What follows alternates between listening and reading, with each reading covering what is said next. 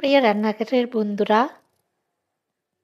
Happy new ইয়ারের অনেক অনেক শুভেচ্ছা ও ভালোবাসা জানিয়ে আজকে নতুন বছরের নতুন একটা আরও রেসিপি নিয়ে এসেছি আপনাদের জন্য। তো সঙ্গে থাকুন, দেখতে থাকুন। তার জন্য কিন্তু আমি প্রথমে বাগানে চলে গেছি, কয়েকটা ফুল ফুটেছে ওগুলো দেখিয়ে দিয়ে আসল জিনিসটাই তুলতে যাচ্ছি। মানে রেসিপিটা কি দিয়ে তৈরি করলাম, প্রধান উপকরণ কি, সেটার জন্য আমাকে বাগানে যেতে হলো। তো কয়েকটা ফুল ফুটেছে দেখুন। তো বন্ধুরা, আমার চ্যানেলে যদি আপনি নতুন হয়ে থাকেন তো লাইক দিয়ে সাবস্ক্রাইব করে পাশে থাকুন আর দেখতে থাকুন ভিডিওটি পুরো। ভিডিওটি কিন্তু না টেনে পুরোপুরি দেখবেন, ভালো লাগবে নিশ্চয়ই, আশা করি অবশ্যই ভালো লাগবে আপনাদের। তো দেখুন, এই যে ধনেপাতা এত সুন্দর হয়েছে, কিছু তোলা হয়েছে আগেও। তো গাছগুলো বেশ বড় বড় হয়েছে।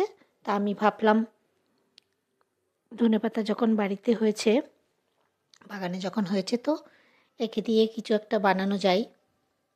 এজন্যে আমি তুলে এনেছি, ফুলের সাথে একসাথেই তুলে নিয়ে এসেছি। ধনেপাতাটা কি সুন্দর হয়েছে, ধনেপাতাটা বেশ বড় বড়, সাথে অনেকগুলো ফুলও পেয়ে গেছি আজকে।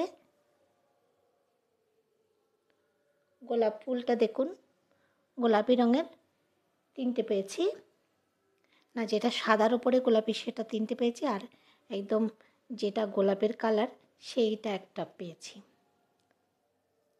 মোট আজকে 4টে গোলাপ তুলে নিয়েছি। এবারে দেখুন ধনেপাতাটা আমি ভালোভাবে ধুয়ে নিয়েছি আর কিছু কাঁচা লঙ্কাও নিয়ে নিচ্ছি। এবার আমি বাটিতে ধনেপাতাটা নিয়ে নিচ্ছি।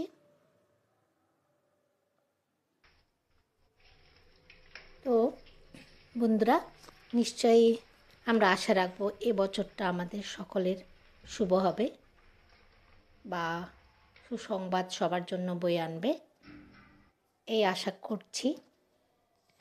দেখুন এখানে ধনেপাতাটা মুড়ে দিয়ে দিয়েছি বাটিতে, আর কিছু কাঁচা লঙ্কা দিয়ে দিচ্ছি, একটু আদা বাটা দিলাম, গোটা আদা যখন ছিল না একটু বাটাই দিয়ে দিলাম। এরপর একটুখানি গোটা জিরে, গোটা জিরে দিয়ে দিলাম। আর এরপরে দেখুন আমি কিছু রসুন থেতো করে ভেজে নিচ্ছি হালকা, খুব বেশি কড়া ভাজিনি। ওটা কাঁচা দিতে পারি, কিন্তু কাঁচা গন্ধটা একটু ভালো লাগবে না আমার, তাই জন্য আমি একটু হালকা ভেজে দিয়েছি। আর একটু সামান্য নুন দিয়ে এটাকে আমি পেস্ট করে নিচ্ছি। তো যেই কড়াইতে রসুনটা ভেজেছিলাম সেই কড়াইতেই আমি কিন্তু 2 কাপ ময়দা দিয়ে দিচ্ছি। এবার দিচ্ছি সামান্য কি বলে মানে কালো জিরে। যাই হোক, পেস্ট করার সময় আমি জল দিইনি। আমি ভাবলাম জল দিলে যদি বেশি হয়ে যায় বা নরম হয়ে যায়, এই জন্য ভয়ে আমি আর জল দিইনি।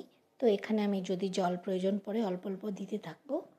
এবার পেস্টটা পুরোটা দিয়ে দিয়েছি আর বাটিটা ধুয়ে পরে দেবো। এবার দেখুন একটুখানি সাদা তেল দিয়ে দিয়েছি। সাদা তেল দিয়ে এবার আমি মাখা শুরু করলাম।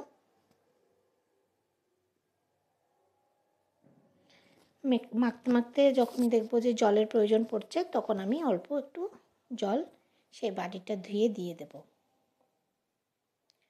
বন্ধুরা, ভিডিওটি যদি ভালো লাগে তো লাইক শেয়ার কমেন্ট করবেন, আর যদি আরও বেশি ভালো লাগে সাবস্ক্রাইব করে পাশে থাকবেন।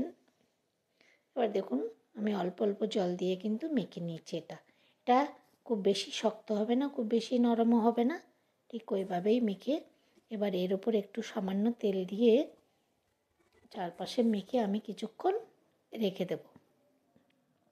10-15 মিনিট না রাখলেও হয়ে যাবে, কিন্তু আমার মাখাটা খুব সুন্দর হয়ে গেছে। কিন্তু আমি অন্যান্য কাজ করে নিতে নিতে এই জিনিসটা একটু ঢেকে রেখে দিলাম।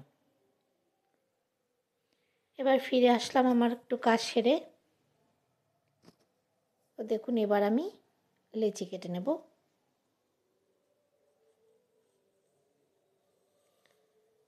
বন্ধুরা, রান্না করতে করতে অ্যাকচুয়ালি কত কী মাথায় আসে। তো কোনো সময় নতুন কিছু ট্রাই করলে তখন ভাবি না অল্প করেই করি, বেশি করে করব না, ভয় লাগে কেমন হয় না হয়। তো একটা জিনিস আমি দেখেছি সবসময়ই, যখনই অল্প করে করি না সেই জিনিসটা কিন্তু খুব সুন্দর হয়। এবার বেশি করতে গেলে একটু মানে গন্ডগোল হয়ে যায়। এখন তো সবার পরিবার ছোট ছোট হয়ে গেছে, তাই জন্য আমাদের অল্প অল্প রান্না করতে করতে এমন অভ্যাস হয়ে গেছে, বেশি কিছু রান্না করতে গেলেই গন্ডগোল করে ফেলি।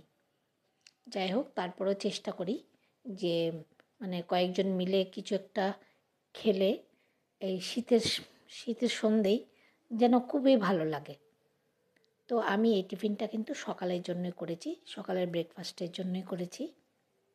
চাইলে আপনারা কিন্তু রাত্রিবেলার জন্য করে নিতে পারেন। তো এবারে আমি বেলে নিচ্ছি।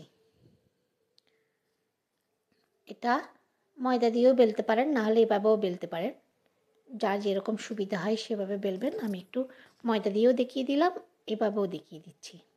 তো এইভাবেই বেলবেন, ময়দাটা বাড়তি না দিলেও ভালো হবে। তাও আমি আরও কটা ময়দা দিয়ে বেলে নেব। এভাবে প্রথমে কিন্তু আমি তেল দেব না, প্রথমে একটু হালকা সেঁকে নেব তাবার মধ্যে।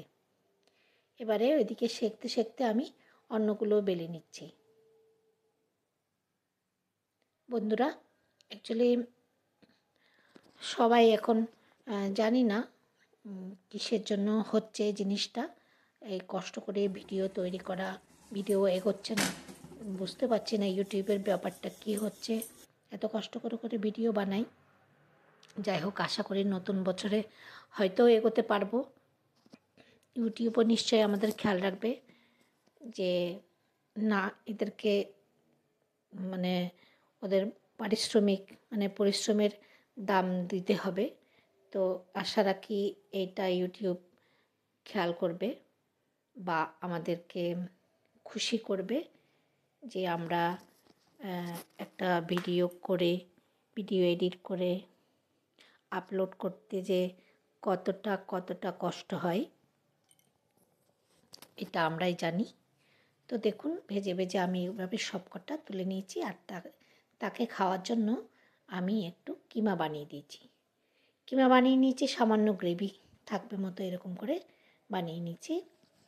তো পরোটাটা কিন্তু খুব সুন্দর নরম হয়েছে। আমি একটু কড়া করে ভাজি, পরোটা যখন ভাজি একটু বেশি তেলে ভাজতে চেষ্টা করি, কেননা কি মনে হয় ময়দাটা কাঁচা কাঁচা রয়ে গেছে বা ভেতরটা ভালোভাবে হয়নি, এরকম মনে হয় বলে আমি একটু তেলটা বেশি দিয়ে ভাজি। তো সত্যি কিন্তু খুব ভালো হয়েছিল, মানে গন্ধটা ভীষণ সুন্দর লাগছিল পরোটার গন্ধটা। তো কেমন লাগলো বন্ধুরা, অবশ্যই কমেন্ট করে জানাবেন। আর এতক্ষণ আমার সাথে থাকার জন্য, ভিডিওটি দেখার জন্য অসংখ্য ধন্যবাদ। ভালো লাগলে বেশি বেশি শেয়ার করুন এবং